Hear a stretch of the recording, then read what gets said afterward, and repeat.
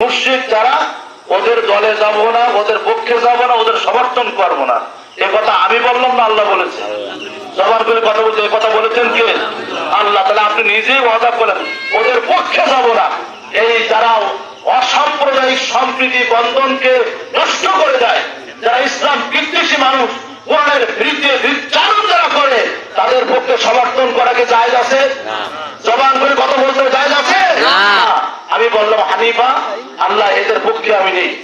ওয়াবা আনা মিনাল মুশরিকিন। আর যারা মুশরিক, আল্লাহর সঙ্গে যারা শিরিক করে, তাদের সাথেও আমরা নেই। তো যা হোক, আর মনে হয় 2 মিনিট আছে।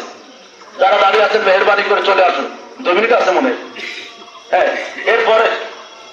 এরপরে হচ্ছে আর একটা আয়াত পড়লাম সূরা ইয়াসিনের 7 নম্বর আয়াত, 23 নম্বর পড়া, 1 নম্বর পৃষ্ঠা। একটু খেয়াল করেন, অত্যন্ত মজাদার আলোচনা।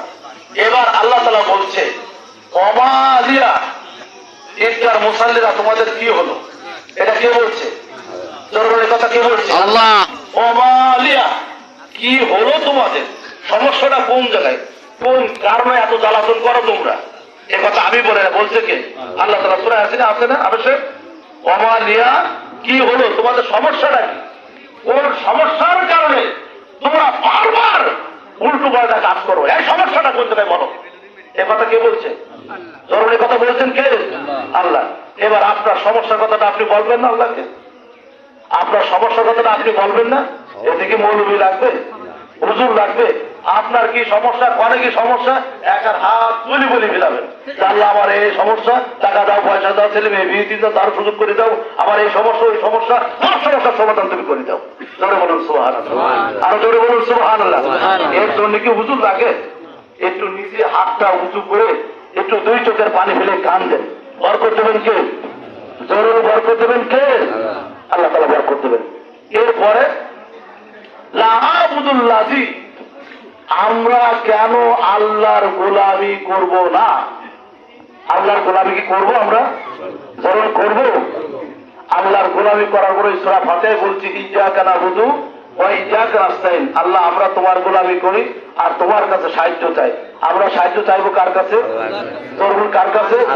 এইগুলো হলো সব কুরবানির আয়াত। এই অভিযান করবেন না, সুরিজান কুসকুস মারবেন, এই কুসকুস মারার সময় এই দোয়াগুলো পড়তে চাই। সেই দোয়ার অর্থটা করছে ছোট্ট করে।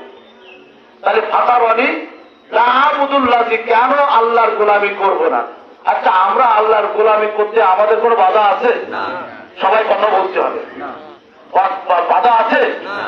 যারা বাধা নেই, এই পক্ষে যারা একবার তাকবীর বলেন, আল্লাহু আকবার, আল্লাহু আকবার, জোরে জোরে জোরে, আল্লাহু আকবার, আল্লাহু আকবার, লা ইলাহা ইল্লাল্লাহু, আল্লাহু আকবার, আল্লাহু আকবার, ওয়া লিল্লাহিল হামদ। আপনাদের যোগ্য সভাপতি সাহেব দাবি করেছে 5 মিনিট বাড়াবার সিদ্ধান্ত নিয়েছে। আলহামদুলিল্লাহ, আলহামদুলিল্লাহ। সারাদিন কষ্ট করে মসজিদের জন্য, মনটা চাইছে সকল প্রিয় মানুষগুলো একটু ঈদের নামাজ পড়ি। 5 মিনিট আমরা কুরবানি করে কথা বলে দেবো। ঈদুল আজহার জামাতের আর মাত্র 5 মিনিট বাকি আছে। আপনার মেহেরবানি করে চলে আসেন। আর এত ডাকতে হবে কেন? ঈদের জন্য তো আগে তৈরি হবে, কথা বলেন না কেন? এত টাকাটা কি চিহ্ন নেই? এই যে খুতবা, এর বাংলা অর্থ না জানলে শুধু ঈদের নামাজ পড়ে যাবেন আর সালাতুল মুলুক কিনে খেয়ে যাবেন, এরপর কাজে লাগবে না। এজন্য এগুলো জানার প্রয়োজন আছে কিনা বলেন? জানার প্রয়োজন আছে না? তাহলে আমরা কোন পর্যন্ত আসলাম? আমরা কেন আল্লাহর গোলামি করব? সবাই বলেন, আল্লাহর গোলামি করব ইনশাআল্লাহ। ফাতাওয়ানি ওয়া ইলাইহি তুরজাউন। আর এই দুনিয়ার আলো বাতাস, মায়া মমতা, ভালোবাসা একদিন ত্যাগ করে ওই আল্লাহর কাছে ফিরে যেতে হবে।